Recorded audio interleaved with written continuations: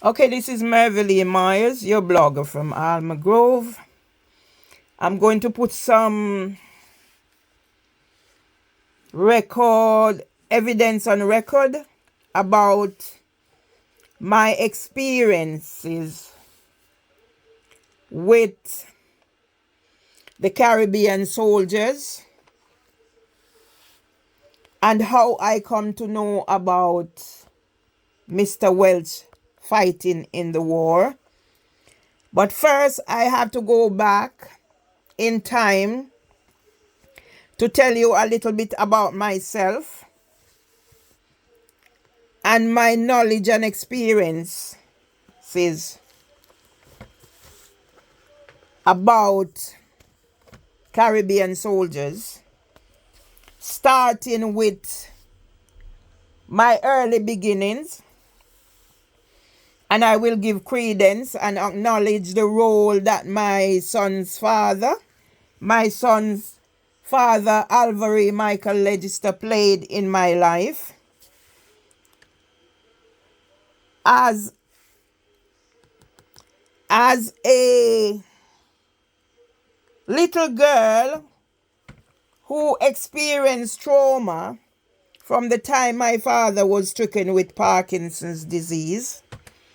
And I'm mentioning this in the story because the information here relates to there was a mutiny of the British West Indian Regiment 9th Battalion in Italy in December 1918. That thing fell. In December 1918, and my father was born on the 27th of October 1980. So I tie that in with my history.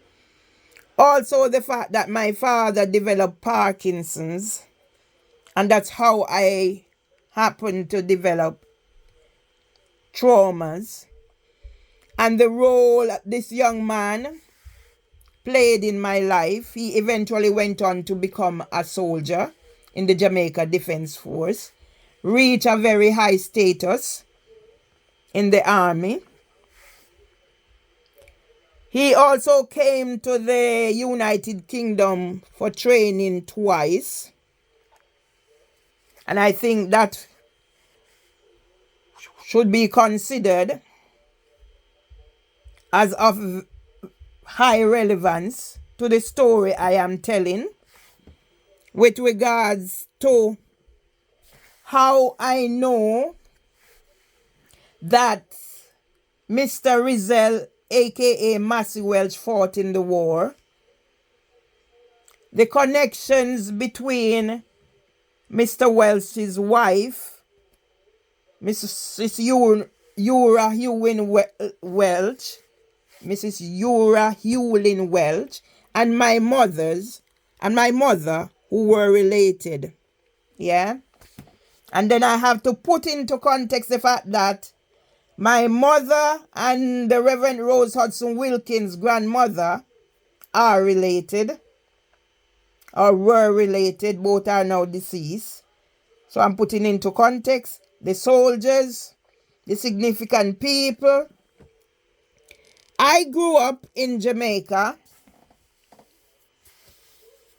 revering the soldiers, Poppy Day, Remembrance Sunday, and all that entails. And that another date that is of significance is the fact that my youngest brother, Irvin Julius Emston Emard, was born on the 11th of November 1966. He was the only one who was born on the land at our house.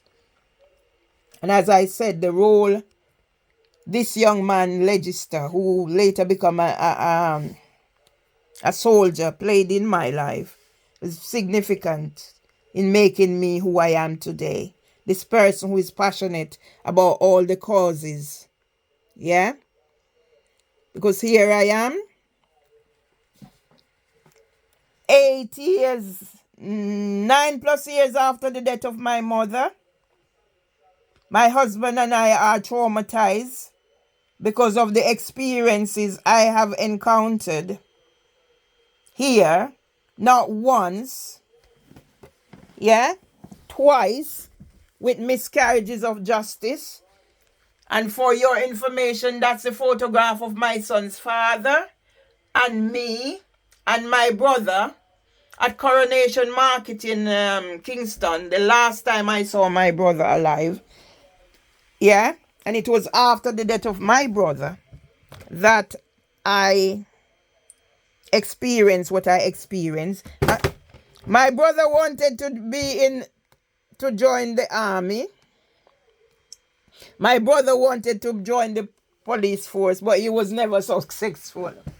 I don't know what was the reason he wasn't successful. Yeah. My other brother went on to be a police officer, but he was never successful.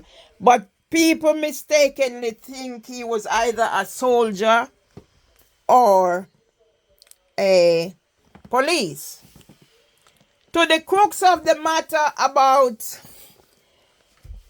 we are celebrating Black History Month. Yeah. But I don't see much going on to make me feel happy about the significance of Black History Month, leaving legacies of significance for the future generation, Windrush generation, the BAME community, because remember now it says about the British West Indian Regiment, yeah? So it was people from the Commonwealth who made up the British West Indian Regiment, yeah? And here I am, struggling to come to terms with what has been done to me in this country that I made so much contributions. So now I'm going back to telling you Mr. Wells' story. I come around and I go around in a roundabout way. That's me.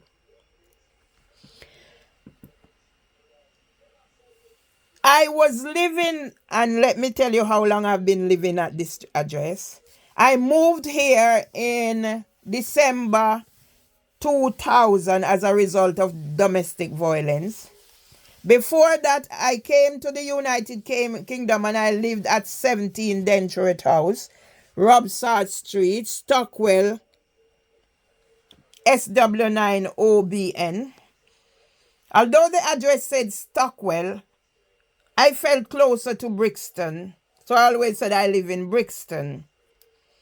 And put on record, I wrote a song for Border Crossing,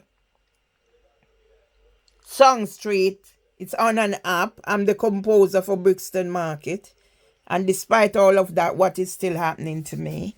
So anyway, back to the story of Mr. Welch, because he's the focus why I'm doing this. So I was at home at Dentruet House. I had the TV on in the background, as you can see. Had the TV on in the background. I was working on the computer. And I'm alert to most things because I multitask, and that's how I operate. You will hear by the way I speak and the way I tell my stories. They are disjointed. So I was sat at the computer, my back to the TV, and I heard this voice. Yeah? A voice.